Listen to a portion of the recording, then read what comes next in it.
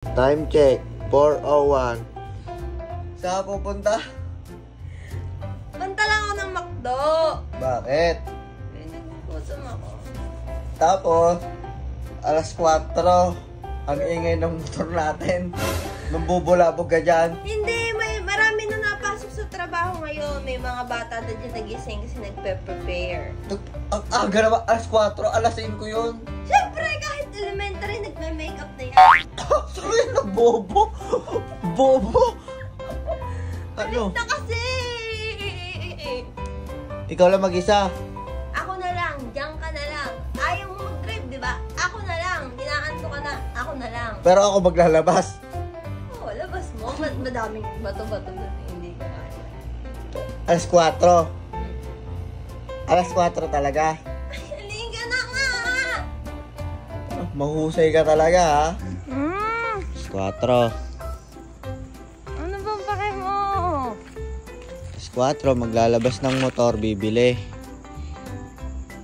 Hindi, saan ka papaanahin? Dito na. Oo, wag ganon. Yan gagawin mo, tanggalin mo lahat. No.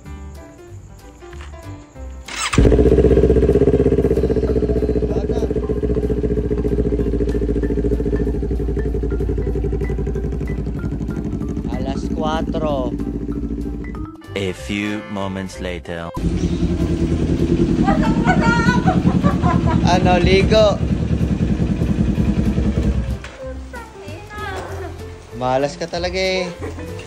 Saktong paglabas ko ng McDo, umula po ka ng irang yan.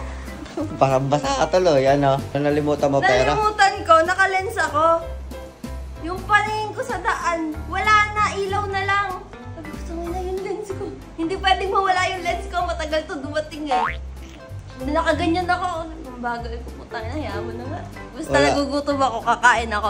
Alam mo kung hindi kita mahal, doon dapat ako kumain sa McDo. Hindi dapat kita bibilhan eh. Ah, ganon. Ang ganda kong umalis na mo ako ngayon. Ang ganda pa rin naman ah. No, tigas. Ah, siya kumain ka na. Ina mo. Alas 4.